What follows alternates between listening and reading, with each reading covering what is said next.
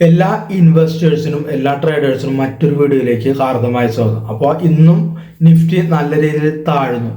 22,800 ആ സപ്പോർട്ടെല്ലാം ബ്രേക്ക് ചെയ്തു മാർക്കറ്റ് താഴേക്ക് പോകുന്നു.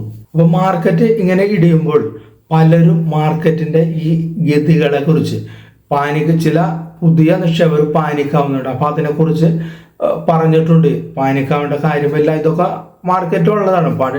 മാർക്കറ്റിൽ സ്ഥിരം ഉള്ളവർക്ക് അറിയാം ഇതൊക്കെ മാർക്കറ്റിൽ ഉള്ളതാണ് എന്നുള്ളത്. പുതിയ നിക്ഷേപകർക്ക് ചിലപ്പോൾ അറിയാനായിട്ട് സാധിക്കില്ല. അപ്പൊ ഇപ്പോൾ ഒരു പുതിയ സോഷ്യൽ മീഡിയയിൽ കറങ്ങിക്കൊണ്ടിരിക്കുന്ന ഒരു കാര്യമാണ് ഇപ്പോൾ നമ്മൾ ഈ വീഡിയോയിലൂടെ സംസാരിക്കാൻ പോകുന്നത്. അത് ഇങ്ങനെയാണ് പറയുന്നത്. അതായത് ഇപ്പോൾ ഓഹരി വിപണി നരകമാണെന്ന് തോന്നുന്നുണ്ടോ?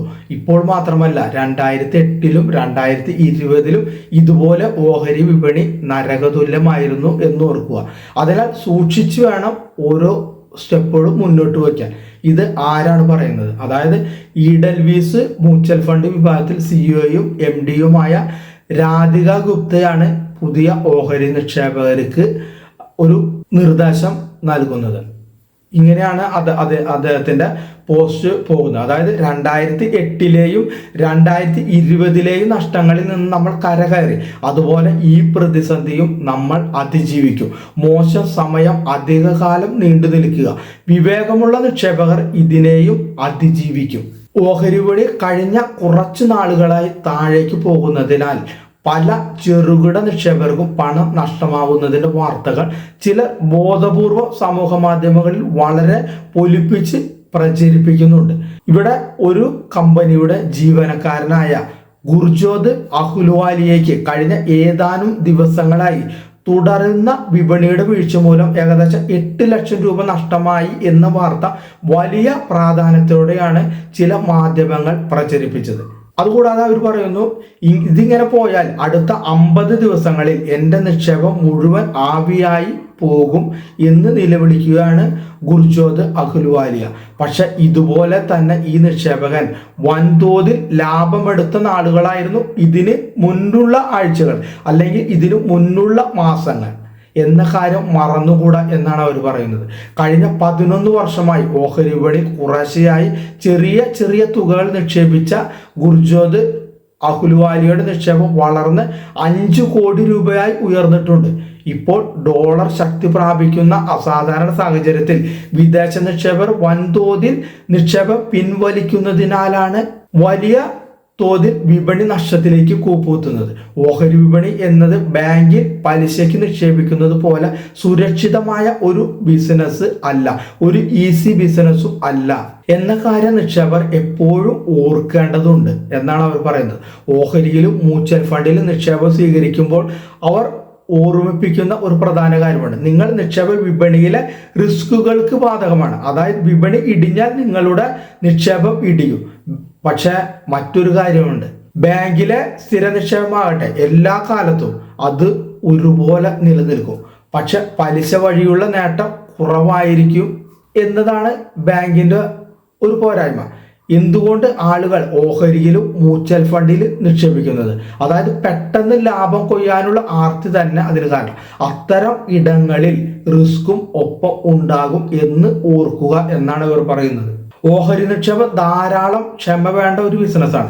ഇപ്പോൾ ഓഹരി വിപണി ഇറങ്ങുന്ന നാളുകളാണെന്നും അതിനാൽ കൂടുതൽ ജാഗ്രത ഓരോ നിക്ഷേപം പാലിക്കണമെന്നും വിദഗ്ധർ കഴിഞ്ഞ ഏതാനും ആഴ്ചകളായി ഉപദേശിച്ചുകൊണ്ടിരിക്കുകയാണ്. പക്ഷെ സാധാരണ നിക്ഷേപകർ ഇതൊന്നും ചെവിക്കൊള്ളാതെ പഴയതുപോലെ 10 മടങ്ങ് ലാഭം പ്രതീക്ഷിച്ച് നിക്ഷേപം ഇറക്കിക്കൊണ്ടിരിക്കുകയാണ്. ഇത് അവസാനിച്ച് വിപണി ഉയരുന്നതിനായി അല്പം ക്ഷമയോടെ കാത്തിരിക്കാനാണ് വിപണി വിദഗ്ധർ ഉപദേശിക്കുന്നത്.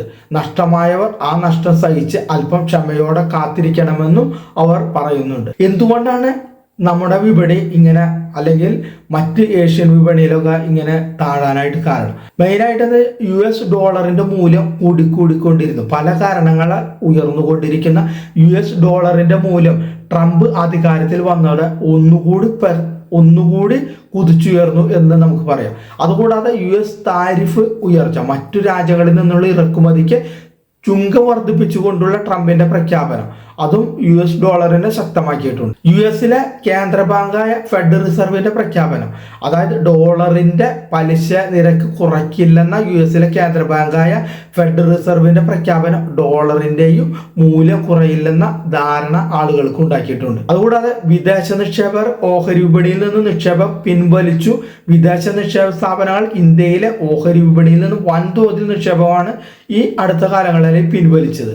അതിന്റെ ഒരു 30 ദിവസത്തെ ഡാറ്റ നമുക്ക് എടുത്തു നോക്കിയാൽ ഏകദേശം ഒരു 88,000 കോടി രൂപയാണ് അവർ പിൻവലിച്ചിട്ടുള്ളത്. അടുത്ത് നോക്കിക്കഴിഞ്ഞാൽ കമ്പനികളുടെ മൂല്യവും വരുമാനവും അതിലുള്ള അന്തരം, അതായത് ഓഹരി വിപണിയിൽ കഴിഞ്ഞ കുറെ മാസങ്ങളായി ഉയർച്ച മൂലം പല കമ്പനികളുടെയും മൂല്യം വളരെ ഉയർന്ന നിലയിലാണ്. എന്നാൽ കമ്പനികളുടെ വരുമാനം അതുമായി തട്ടിച്ചു നോക്കുമ്പോൾ ചേരുന്നില്ലതാണ് ഒരു കാരണമായി വിദഗ്ധർ ചൂണ്ടിക്കാണുന്നത്. അപ്പൊ അങ്ങനെ വളരെ രീതിയിൽ ഒരു സ്റ്റോക്ക് ഉയർന്നു പോവുകയും അവരുടെ പ്രോഫിറ്റ് ആൻഡ് മാർജിനൊക്കെ കുറവാണ് അല്ലെങ്കിൽ താഴേക്കാണെങ്കിൽ ഒരു പൊസിഷനിൽ എത്തിക്കഴിഞ്ഞാൽ ആ ഷെയർ പെട്ടെന്നായിരിക്കും കൂപ്പുകുത്തുക. മറ്റൊന്ന് വെച്ചാൽ $ഡോളർ ശക്തി പ്രാപിച്ചു. അപ്പൊ അതിനനുബന്ധമായിട്ട് ബോണ്ടുകളുടെ വരുമാനം വർദ്ധിച്ചിരിക്കുകയാണ്. അപ്പൊ ഇത്രയും കാര്യങ്ങൾ നമ്മുടെ വിപണിയിൽ നിലനിൽക്കുന്നതുണ്ട്. അപ്പൊ എന്ത് ചെയ്യണം?